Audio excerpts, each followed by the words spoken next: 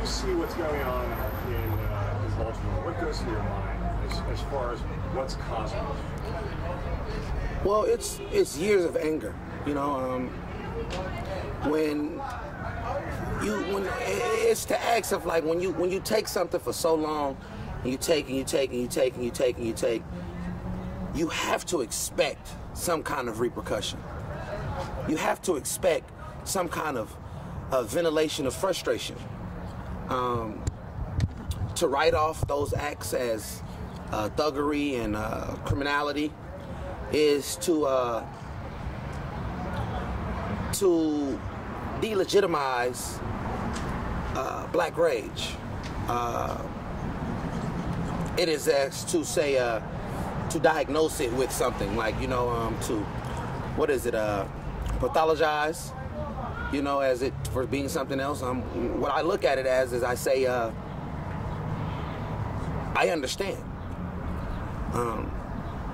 I understand the frustration. I understand the anger. You said when you take and take and take for years. Right. What are they taking? Well, we're taking as if when to acts of, you know, what are they taking is we've taken lives. We've taken the consideration of lives. We've taken the consideration of equality. We've taken the consideration of as I say we as a people, as a black people. This is what we've taken as endured. What they've taken is the commonality of saying we've never been equal, you know. So they don't look at us like that. We're not being looked at upon as being equal. We don't look at us given a fair shot or an opportunity. The lives have been taken, and this has been since Crispus Attucks. We can go, you know, what's different between Crispus Attucks, Oscar Grant, and the brother in Baltimore, you know, and what is the difference? Where we're constantly dying on these lands, and for what? Where's the justice? Where's justice ever going to be served, or is it being served and we just missing it? You know, we're not seeing it, and it's unfortunate, man, because this is a story that we constantly can report about. You know, when we look up the number of how many minorities and how many people have been killed, we won't even take it to a minority. How many people have been killed by law enforcement only in America? The number is horrific, and it saddens me to understand that this can constantly continue to keep happening on a regular. You know, how many riots do we have to have? How many protests do we have to have? And it only begins worse for us because what they start doing is you inoculate the National Guard into the community. So now you do that. So that's by any means to wipe out whatever to protect whatever they're doing. So that's basically giving a okay for the perpetuance of more violence. Yes, you talked about, you know, calling them thugs, and I've seen even on social media some people calling them animals. Right. It really, you know, on the face of it, I think it's easy to look at anybody who would go, you know, set a building on fire or whatever as, right, you know, stupid or whatever. But it really, it's very dismissive of the struggle that they've gone through. Most definitely. Led up to. It's, like I say, it's to delegitimize the rage. It's to give an excuse for something. Whether against it saying, okay, you don't say, you don't just write off something and saying, oh, he's this, he's that, he's this, and not understand it. Because when you look at some of this footage and these videos, we don't see just minorities rioting. You know, I've watched several footage on a lot of footage on these riots and the looting over there, and I don't just see black people looting. You know, I see younger white guys rioting bike stores, and I see, you know, restaurants and things being hit. I see ski mask guys, and, you know, their skin is far fairer than mine. So don't make this a black thing. Don't make this a, you know. But talking to Bishop Bob Jackson, right, and Alderson, they both really did talk about the race issue and how being black in America, being especially a young black man in America, you don't have young Americans that being white in America you do. don't have, I mean, in some cases you don't have the food that people who are the same age in a different part of the Bay Area have. Right. What is that like to grow up in an area where you maybe don't have the hope? And how can that turn into this kind of black rage that we're talking about? It's scary, John. And it's very scary because we know at any given time it can happen. I remember of watching of the last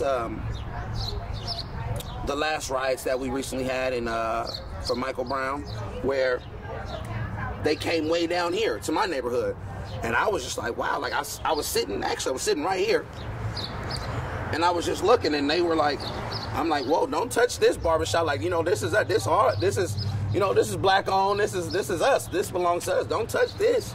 But it goes in to say, how far are we away from martial law? How far are we away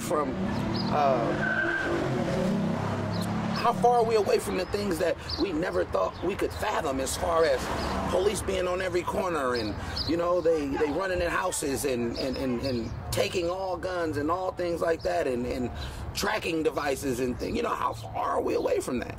And is this perpetuating these things? Are the unruling judicial system allowing the negatives to build up to where we react this way, and then they enforce these things? What is it? What is the plan? It's very scary, man. It's and understanding that being a young black male, being a young father, being someone who's a pillar in the community, who has a power of influence, who can talk to these young guys, getting them to understand that, it's very hard, man, because there's a blockage of understanding when you're trying to constantly tell somebody to do something positive, but all they're surrounded by is negativity. Do you think that America is fair for young blacks? Not at all. I don't think America is fair for young blacks at all. Not at all. Not at all. It's unfortunate because you can never say America is fair, because nothing in America has ever been fair for blacks. Not just young blacks, and history's past has proven that. Is slavery fair? We were here. Our first labors on this thing was slavery. Our first jobs were picking cotton. How can that be fair? How can a 2/5 of a human? How is that even legitimizing us as our human identity being able to be said through equality? No, of course, that was 150 years ago. But how much have we progressed?